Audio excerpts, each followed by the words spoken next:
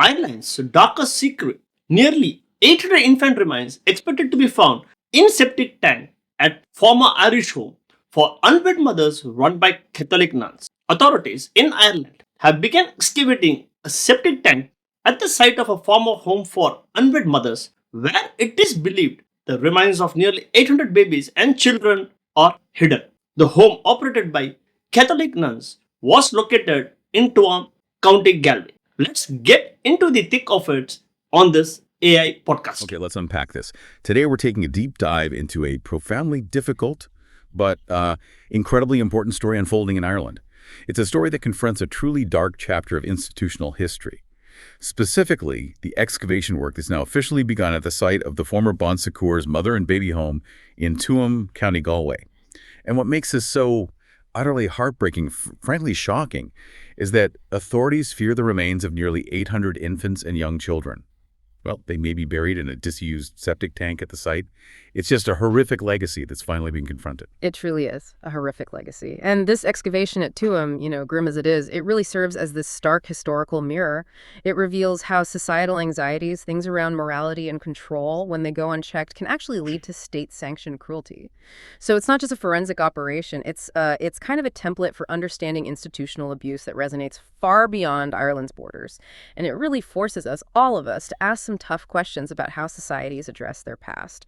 It's just difficult to even imagine how a situation like this, so horrific, could remain hidden for so long. Mm-hmm. How exactly did these grim details finally come to light?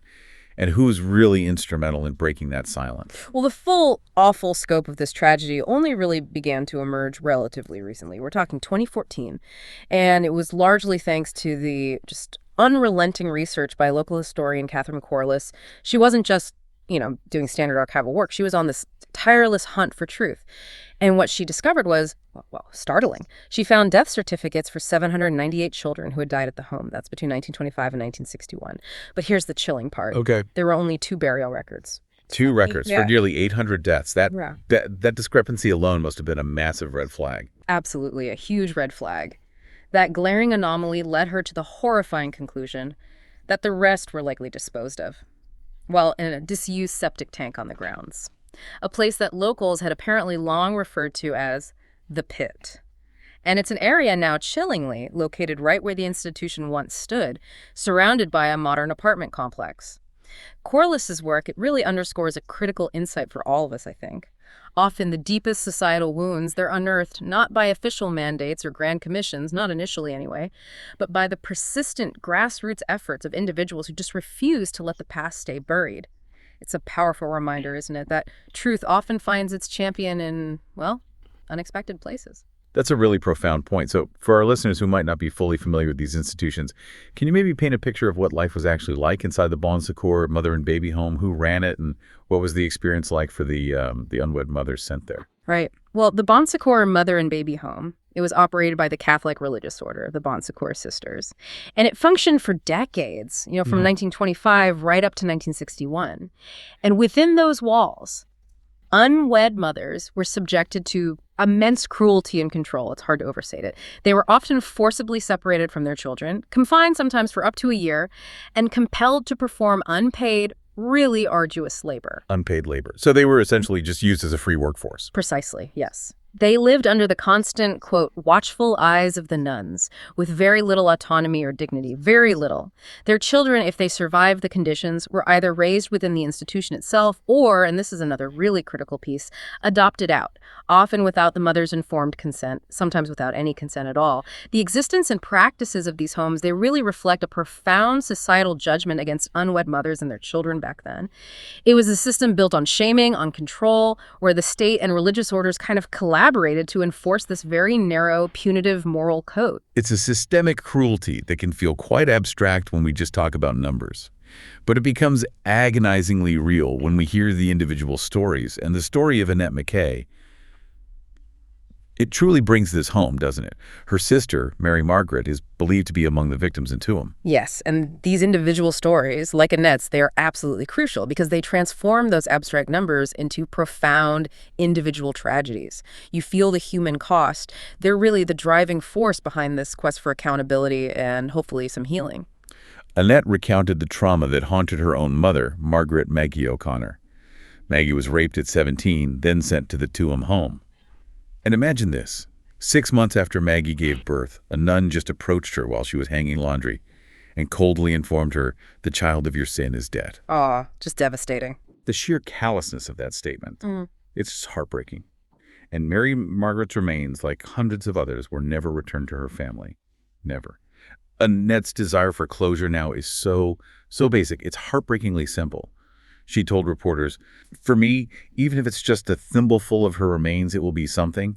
At 6 months, it's mostly cartilage, not much bone, but it matters." Detail, a thimbleful. It just amplifies the sheer desperation for even a scrap of closure. It really does. It hits hard. It underscores the profound human cost of this kind of systemic cruelty, these personal testimonies. They aren't just narratives of pain, are they? They're powerful calls to action. They reveal how deeply unacknowledged grief can persist across generations and how essential it is to dignify those lost lives, no matter how small the remains might be. And it's also crucial for our listeners to understand that the Bon Secours home, it wasn't some isolated incident, right? This was part of a much broader and deeply disturbing system of institutions that operated right across Ireland throughout the 20th century. This included the notorious Magdalen laundries. Can you tell us a bit more about what those were and how they connect to this larger picture? Yes, absolutely. The Magdalen laundries, well, they were essentially punitive workhouses designed for women who were labeled as fallen women.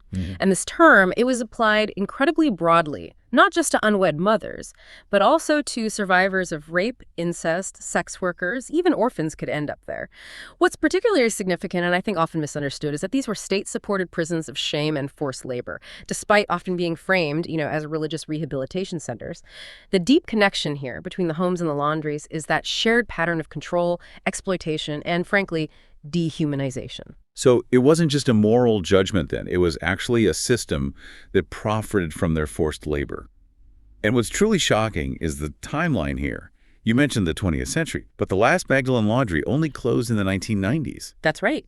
The 1990s. This isn't ancient history at all. This is within living memory for many people. Exactly. It highlights just how pervasive these systems were. Whether it was the mother and baby homes or the Magdalen laundries, the core aim seems to have been exerting absolute control over women deemed to have transgressed societal norms.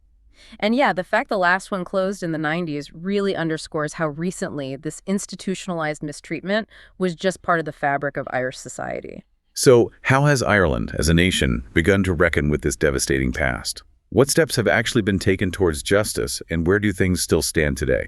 Well, there have been steps. The Irish government did issue a formal apology for its role in the systemic abuse. That was back in 2014. And then by 2022, a compensation scheme was launched. It distributed approximately $32.7 million to 814 survivors. This is, a vital step, certainly. But it's far from the full picture. Right, and a critical detail here, isn't it, that the religious orders themselves, the ones who actually operated these institutions, they've persistently refused to contribute financially to that compensation program. That's despite significant pressure from victims groups and even Ireland's Justice Ministry. What does that refusal signal to you? Well, their persistent refusal, it isn't just about the money, is it? I think it speaks volumes about their understanding of accountability. Or perhaps it speaks to their ongoing institutional power within Ireland. It's hard to say for sure. But it definitely raises a difficult question about genuine remorse and responsibility, especially when financial redress is still being withheld by those who directly oversaw the institutions. It's a very painful point for many survivors and their families.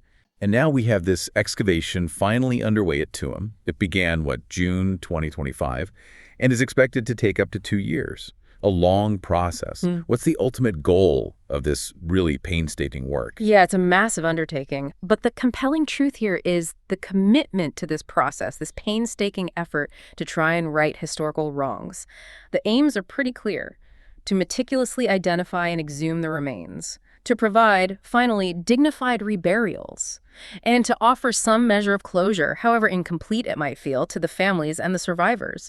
It's an enormous task, as you say, but it's also a testament, I think, to the fact that these truths, once they're uncovered, they demand proper acknowledgement and action. You can't just ignore them anymore. It really feels like this isn't just a forensic investigation. It feels like a moral reckoning, as teams literally sift through the soil of a septic tank, a place once used to discard society's most vulnerable. Ireland is once again forced to confront this past of, well, institutional cruelty, religious dominance, and state complicity. And for many families, this moment is incredibly bittersweet, isn't it? It's a long overdue chance for some kind of closure, maybe finding those remains. But it's one that comes burdened with such painful memories. Memories that, as you rightly point out, have yet to be truly acknowledged, let alone apologized for, by those most responsible to religious orders.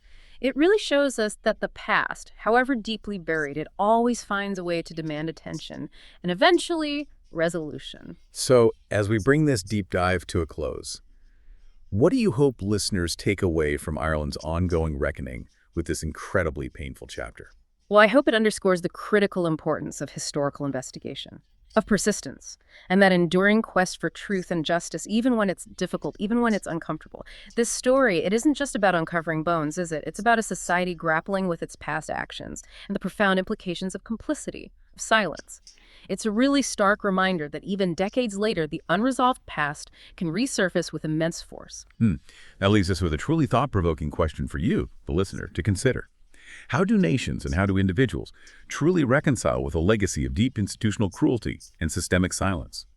What responsibilities do we all carry, maybe, in unearthing and acknowledging uncomfortable truths even decades later, all for the sake of justice and for memory? For excavation work to begin after the initial findings, don't forget to comment it. Thanks.